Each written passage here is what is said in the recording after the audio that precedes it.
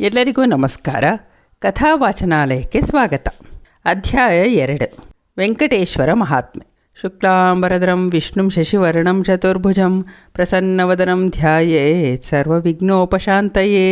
ಸರಸ್ವತೀ ನಮಸ್ತುಭ್ಯಂ ವರದೆ ಕಾಮರೂಪಿಣಿ. ವಿದ್ಯಾರಂಭಂ ಕರಿಷ್ಯಾಮಿ ಸಿದ್ಧಿರ್ಭವತು ಮೇ ಸದಾ. ಗುರುಬ್ರಹ್ಮ ಗುರುರ್ವಿಷ್ಣುಃ ಗುರುರ್ದೇವೋ ಮಹೇಶ್ವರಃ. ಗುರುಃ ಸಾಕ್ಷಾತ್ ಪರಬ್ರಹ್ಮ ತಸ್ಮೈ ಶ್ರೀ ಗುರವೇ ನಮಃ. ಉತ್ತಿಷ್ಠ ಉತ್ತಿಷ್ಠ ಗೋವಿಂದ ಉತ್ತಿಷ್ಠ ಗರುಡಧ್ವಜ ಉತ್ತಿಷ್ಠ ಕಮಲಾಕಾಂತ ತ್ರೈಲೋಕ್ಯಂ ಮಂಗಳಂ ಕುರು. ಕಲಿಯುಗ ವೈಕುಂಠವೆನಿಸಿದ ತಿರುಮಲೆ ತಿರುಪತಿ ಕ್ಷೇತ್ರ ವಿಶ್ವವಿಖ್ಯಾತವಾಗಿದೆ. ಇದು ಸಾಕ್ಷಾತ್ ಮಹಾವಿಷ್ಣು ತನ್ನ ಸಂಕಲ್ಪದಂತೆ 28ನೆಯ ಕಲಿಯುಗದಲ್ಲಿ ಮಾತ್ರ ಪ್ರತ್ಯಕ್ಷವಾದ ಮಹಿಮಾನ್ವಿತ ಕ್ಷೇತ್ರವಾಗಿದೆ. ವೆಂಕಟನಾಯಕಂ ಕಲಿಯುಗದ ಪರಿಣಾಮವಾದ ಕ್ಲೇಶ ಪರಂಪರೆಯನ್ನು ತಗ್ಗಿಸಿ ಭಕ್ತ ವಾತ್ಸಲ್ಯವನ್ನು ತೋರುವ ಹೆದ್ದೈವ ಶ್ರೀನಿವಾಸನೇ ಆಗಿದ್ದಾನೆ. ಮಹಾವಿಷ್ಣುವಿನ 9 ಅವತಾರಗಳು ಮಾತ್ರ ಕಳೆದು ಇನ್ನೂ ಕಲ್ಕಿ ಅವತರಿಸಿಲ್ಲ. ಆದ್ದರಿಂದ ಇದು ಪರಮಾತ್ಮನ ಇಚ್ಛಾವತಾರವಾಗಿದೆ. ಅಭಯ ವರದ ಹಸ್ತಗಳ ಸ್ವಾಮಿ ತಿರುಮಲೆ ಪರ್ವತದಲ್ಲಿ ಶಿಲಾವಿಗ್ರಹವಾಗಿ ಕಾಣಿಸಿಕೊಂಡು ಸಾವಿರಾರು ವರ್ಷಗಳೇ ಕಳೆದಿದೆ. ತಿರುಮಲೆಯ ಶ್ರೀನಿವಾಸನನ್ನು ಆದಿಶಂಕರಾಚಾರ್ಯರಿಗಿಂತ ಮೊದಲೇ ಜೀವಿಸಿದ್ದ ಆಳ್ವಾರರು ತಮ್ಮ ಸ್ತೋತ್ರಗಳಲ್ಲಿ ಸ್ತುತಿಸಿದ್ದಾರೆ. ಸ್ವಾಮಿಯ ಭವ್ಯ ಮೂರ್ತಿಯ ಪುರಾತನತೆಯ ಬಗ್ಗೆ ಸಂಶಯವಿಲ್ಲ. ಆದರೆ ಈಗಿನ ದೇವಾಲಯದ ನಿರ್ಮಾಣ ಹಲವಾರು ಹಂತದಲ್ಲಿ ಸಾಗಿದೆ. ಜಗತ್ತಿನಾದ್ಯಂತ ವೆಂಕಟರಮಣನ ಭಕ್ತರಿದ್ದಾರೆ. ಭವಿಷ್ಯೋತ್ತರ, ಸ್ಕಾಂದ, ವರಾಹ, ವಾಮನ ಪುರಾಣಗಳಲ್ಲಿ ಹಾಗೂ ವಾಸಿಷ್ಠ ರಾಮಾಯಣದಲ್ಲಿ ಶ್ರೀ ವೆಂಕಟಾದ್ರಿ ಕ್ಷೇತ್ರ ಮಹಿಮೆ 15 ಅಧ್ಯಾಯಗಳಲ್ಲಿ ವರ್ಣಿತವಾಗಿದೆ.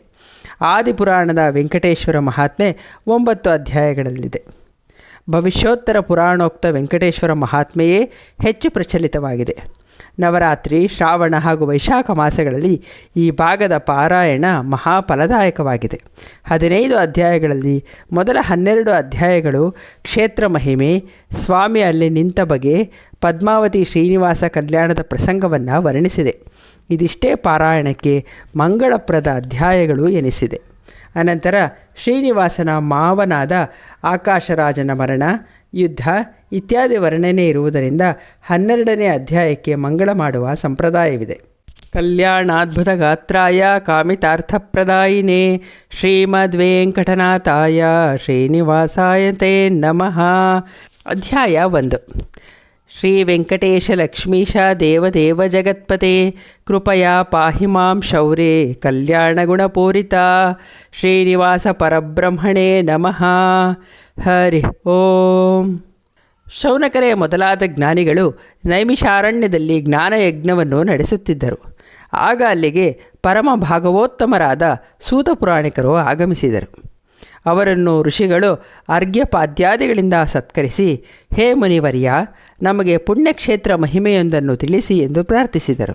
ಆಗ ಸೂತರು ಕಲಿಯುಗ ವೈಕುಂಠವೆನಿಸಿದ ವೆಂಕಟಾಚಲ ಕ್ಷೇತ್ರದ ಮಹಿಮೆಯನ್ನು ನಿರೂಪಿಸಿದರು. ತಾವು ಹಿಂದೆ ವೈಶಂಪಾಯನರಿಂದ ಕೇಳಿದ್ದ ವೇದವ್ಯಾಸರಿಂದ ಉಪದೇಶಿಸಲ್ಪಟ್ಟ ಪರಮ ಪುಣ್ಯಪ್ರದವಾದ ವೆಂಕಟಾಚಲ ಮಹಿಮೆಯನ್ನು ತಿಳಿಸಿದರು. ತ್ರೇತಾಯುಗದಲ್ಲಿ ಜನಕರಾಜನು ಭಗವದ್ ಅನುಗ್ರಹಕ್ಕೆ ಪಾತ್ರನಾಗಿ ಶ್ರೀರಾಮಚಂದ್ರನ ಮಾವನಾಗಿ ತಾನು ಸದಾ ಸುಖಿ ಎಂದು ಗರ್ವಿತನಾಗಿದ್ದನು. ಆದರೆ ಆತನ ಸಹೋದರ ಕುಶಧ್ವಜನು ಮೃತನಾಗಲು ಅವನ ಗರ್ವ ನಷ್ಟವಾಗಿ ದುಃಖ ಸಾಗರದಲ್ಲಿ ಮುಳುಗಿದನು. ಆಗ ಕುಲ ಗುರುಗಳು ಹಾಗೂ ಗೌತಮರ ಪುತ್ರ ಮಹರ್ಷಿ ಶತಾನಂದರು ಅಲ್ಲಿಗೆ ಬಂದು ಮಹಾರಾಜನ ದುಃಖ ಪರಿಹಾರಕ್ಕಾಗಿ ವೆಂಕಟಾಚಲ ಕ್ಷೇತ್ರ ಮಹಿಮೆಯನ್ನು ನಿರೂಪಿಸಿದರು. ಶ್ರೀ ವೆಂಕಟಾಚಲ ಕ್ಷೇತ್ರವು 4 ಯುಗದಲ್ಲೂ ಪ್ರಸಿದ್ಧವಾಗಿದೆ. ಕೃತಯುಗದಲ್ಲಿ ವೃಷಭಾಸುರನು ಈ ಗಿರಿ ಶ್ರೇಣಿಯಲ್ಲಿ ಮುನಿಪೀಡಕನಾಗಿ ಸಂಚರಿಸುತ್ತಿರಲು ಋಷಿಗಳು ಶ್ರೀಹರಿಯನ್ನು ಪ್ರಾರ್ಥಿಸಿದರು. ವೃಷಭನು ನರಸಿಂಹನ ಪರಮಭಕ್ತನಾಗಿ ತುಂಬುರು ತೀರ್ಥ ಸ್ನಾನ ಮಾಡುತ್ತಾ ತನ್ನ ಶಿರವನ್ನೇ ನೈವೇದ್ಯವಾಗಿ ಅರ್ಪಿಸುತ್ತಿದ್ದನು. ಆದರೆ ಅವನ ಪರಮ ಭಕ್ತಿಯಿಂದ ಅವನ ಶಿರ ಮತ್ತೆ ಅವನಿಗೆ ಸೇರಿಕೊಳ್ಳುತ್ತಿತ್ತು. ಹೀಗೆ ಹಲವು ವರ್ಷ ಸಾಗಿತು. ಶ್ರೀ ನರಸಿಂಹನು ಅವನ ಪೂಜೆಗೆ ಒಲಿದು ಪ್ರತ್ಯಕ್ಷನಾದನು. ನರಸಿಂಹ ದೇವರನ್ನು ದೈತ್ಯನು ಹೊರಬೇಡಿದ್ದು ವಿಚಿತ್ರವಾಗಿತ್ತು. ಅದು ಯುದ್ಧ ಭಿಕ್ಷೆಯಾಗಿತ್ತು. ವೃಷಭ ಮತ್ತು ಶ್ರೀಹರಿಯ ಯುದ್ಧ ನಡೆಯಿತು. ಸ್ವಲ್ಪ ಕಾಲದ ನಂತರ ಸ್ವಾಮಿಯು ದೈತ್ಯನ ಶಿರವನ್ನು ಸುದರ್ಶನ ಚಕ್ರದಿಂದ ತರಿದನು. ಆದರೆ ತನ್ನ ಸಾವಿಗೆ ಮುನ್ನ ದೈತ್ಯನು, ನಿನ್ನಿಂದ ಹತನಾಗುವ ನಾನು ಭಾಗ್ಯಶಾಲಿ. ನನಗೆ ಇಂತಹ ಸದಾವಕಾಶವನ್ನು ನೀಡಿದ ಈ ಪರ್ವತವು ವೃಷಭಾದ್ರಿ ಎಂದೇ ಹೆಸರಾಗಲಿ ಎಂದು ಪ್ರಾರ್ಥಿಸಿದನು. ಆಗ ಶ್ರೀಹರಿಯು ತಥಾಸ್ತು ಎಂದನು. ಅಂದಿನಿಂದ ಈ ಪ್ರದೇಶವು ವೃಷಭಾದ್ರಿ ಎನಿಸಿತು. ತ್ರೇತಾಯುಗದಲ್ಲಿ ಶ್ರೀ ವಾಯುದೇವರ ವರದಿಂದ ಹನುಮಂತನು ಈ ಗಿರಿಯ ಪ್ರದೇಶದಲ್ಲಿ ಅಂಜನಾದೇವಿಯ ಸುತನಾಗಿ ಜನಿಸಿದನು. ಆದ್ದರಿಂದ ಅದು ಅಂಜನಾದ್ರಿ ಎನಿಸಿತು. ಆಂಜನೇಯನ ಜನ್ಮವಾದ ಈ ಪುಣ್ಯಗಿರಿಯ ಸ್ಮರಣೆ, ಶಿಖರ ದರ್ಶನವು ಪುಣ್ಯಪ್ರದವಾಗಿದೆ. ದ್ವಾಪರಯುಗದಲ್ಲಿ ಒಮ್ಮೆ ವಾಯುದೇವರು ಶ್ರೀಹರಿಯ ದರ್ಶನಕ್ಕಾಗಿ ವೈಕುಂಠ ಲೋಕದ ನಿವಾಸಕ್ಕೆ ಬಂದರು. ಪರಮಾತ್ಮನು ತನ್ನ ಏಕಾಂತ ಸಮಯದಲ್ಲಿ ಯಾರನ್ನೂ ದರ್ಶನಕ್ಕೆ ಬಿಡದಂತೆ ಶೇಷದೇವರನ್ನು ನಿಯಮಿಸಿದ್ದನು. ಅದರಂತೆ ಆತನು ಅನಿಲದೇವನನ್ನು ತಡೆದನು. ಇದರಿಂದ ಕುಪಿತನಾದ ಮಹಾಬಲಿ ವಾಯುದೇವನು ಒಳಹೊಕ್ಕನು. ಶ್ರೀಹರಿಯನ್ನು ಆತನು ನೇಮಿಸಿದನು. ವಿಷಯವನ್ನು ತಿಳಿದಾಗ ಶೇಷ ವಾಯುಗಳಲ್ಲಿ ಯಾರು ಬಲಶಾಲಿ ಎಂಬುದು ನಿರ್ಧಾರವಾಗಲಿ, ಮೇಲು ಪರ್ವತದ ಸುತನಾದ ಆನಂದಗಿರಿ ನಿಮ್ಮ ಸಾಮರ್ಥ್ಯವನ್ನು ನಿರ್ಧರಿಸುವ ಜಾಗವಾಗಲಿ. ಶೇಷನು ಅದನ್ನು ಸುತ್ತುಗಟ್ಟಲಿ, ಅದನ್ನು ವಾಯು ಕದಲಿಸಲಿ, ಆಗ ಯಾರು ಬಲಶಾಲಿಗಳು ಎಂದು ನಿರ್ಧರಿಸೋಣ ಎಂದನು. ಶ್ರೀಹರಿಯ ಆಜ್ಞೆಯಿಂದ ಶೇಷ ಮತ್ತು ವಾಯುಗಳ ನಡುವೆ ಸ್ಪರ್ಧೆ ಮೊದಲಾಯಿತು. ಶೇಷನು ಆನಂದಗಿರಿಯನ್ನು ಸುತ್ತುವರೆದನು. ವಾಯುದೇವನು ಗಿರಿಯ ಸಹಿತ ಶೇಷನನ್ನು ಎತ್ತಿ ಕಿರುಬೆರಳಿನಿಂದ ಸುವರ್ಣಮುಖಿ ತೀರದಲ್ಲಿಟ್ಟನು. ಶೇಷನಿಂದ ಈ ಗಿರಿ ಶೇಷಾದ್ರಿ ಎಂದು ಹೆಸರಾಯಿತು. ಇದೇ ಸಮಯದಲ್ಲಿ ಆ ಪ್ರದೇಶದ ಬಳಿಯ ಕಾಳಹಸ್ತಿಯಲ್ಲಿ ವೇದ ಪಾರಂಗತನಾದ ಪುರಂದರ ಎಂಬ ವಿಪ್ರನಿದ್ದನು. ಅವನ ಇಳಿವಯಸ್ಸಿನಲ್ಲಿ ಮಾಧವನೆಂಬ ಪುತ್ರನು ಜನಿಸಿದನು. ತಂದೆಯಿಂದ ಅವನು ಸಕಲ ವಿದ್ಯೆಗಳಲ್ಲೂ ಪಾಂಡಿತ್ಯವನ್ನು ಹೊಂದಿದನು. ಪ್ರಾಪ್ತ ವಯಸ್ಕನಾಗಲು ಅವನಿಗೆ ಪಾಂಡ್ಯ ದೇಶದ ರಾಜನ ಮಗಳು ಚಂದ್ರರೇಖೆಯೊಡನೆ ವಿವಾಹವಾಯಿತು. ಮಾಧವ ಬ್ರಾಹ್ಮಣನು ತನ್ನ ಸತಿ ಚಂದ್ರಲೇಖೆಯೊಡನೆ ಸುಖವಾಗಿ ಜೀವಿಸಿದ್ದನು. ಆಕೆಯು ಪತಿಗೆ ಸಹಧರ್ಮಿಣಿಯಾಗಿ ಧರ್ಮ ಕಾರ್ಯಾಸಕ್ತಳಾಗಿದ್ದಳು.